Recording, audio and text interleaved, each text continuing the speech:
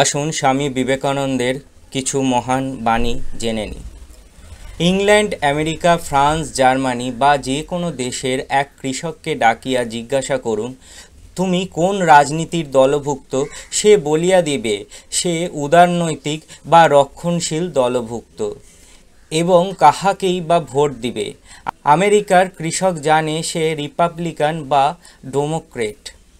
এমনকি রৌপ্য সমস্যা সম্বন্ধেও তাহার কিছু জ্ঞান আছে, কিন্তু তাহার ধর্ম সম্বন্ধে তাহাকে জিজ্ঞাসা করুন, সে বলিবে বিশেষ কিছু জানি না, গির্জায় গিয়া থাকি মাত্র।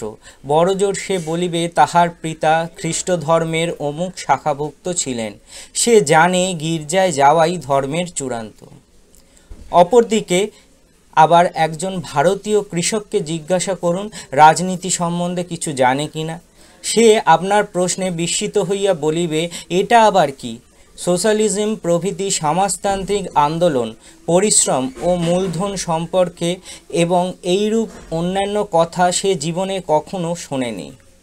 সে কঠোর পরিশ্রম করিয়া জীবিকা অর্জন করে, রাজনীতি বা সমাজনীতির সে এইটুকুই বোঝে।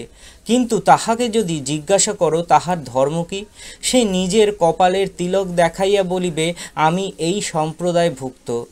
ধর্ম বিষয় প্রশ্ন করিলে তাহার মুখ হইতে এমন দু একটি কথা বাহির হইবে যাহাতে আমরাও উপকৃত হইতে পারি।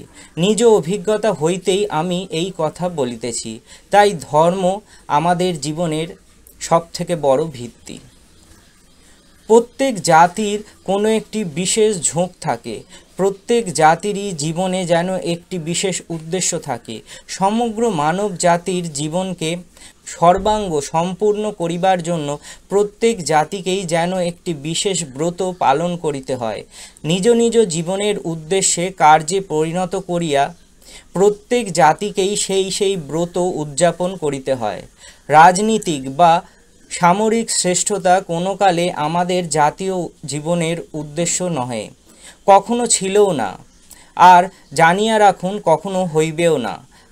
তবে আমাদের জীবনের অন্য উদ্দেশ্য আছে, তাহা এই সমগ্র জাতির আধ্যাত্মিক শক্তি সংহত করিয়া যেন এক বিদ্যুৎধারে রক্ষা করা।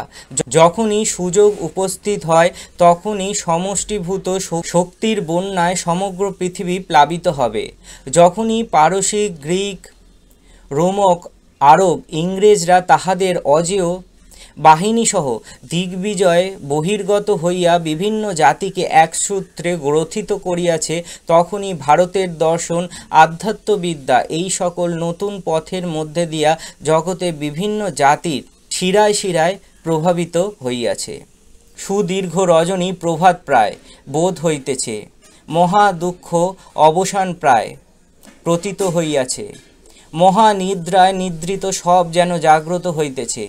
ইতিহাসের কথা দূরে থাকুক, কিংবদন্তি পর্যন্ত সে দূর অতীতের ঘনান্ধকার ভেদ করিতে অসমর্থ। সেখান হইতে এক অপূর্ব বাণী যেন শ্রুতিগোচর হইতেছে। জ্ঞান, ভক্তি, কর্মের অনন্ত হিমালয় স্বরূপ আমাদের মাতৃভূমি ভারতের প্রতি শৃঙ্গে প্রতিধ্বনিত হইয়া যেন ওই বাণী মৃদু অথচ দৃঢ় অভ্রান্ত ভাষায় কোনো অপূর্ব রাজ্যের সংবাদ বহন করিয়া আনিতেছে।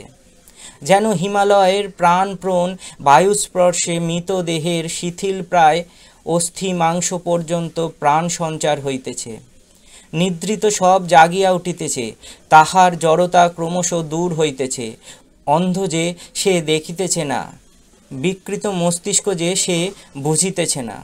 আমাদের এই মাতৃভূমি গভীর নিদ্রা পরিত্যাগ করিয়া জাগ্রত হইতেছে, আর কেহই এখন ইহার গতিরোধ করিতে সমর্থ নহে।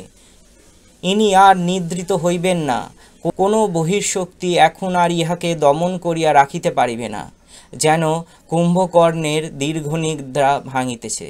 তো এই ছিল আজকে স্বামী বিবেকানন্দের কিছু অসাধারণ উক্তি।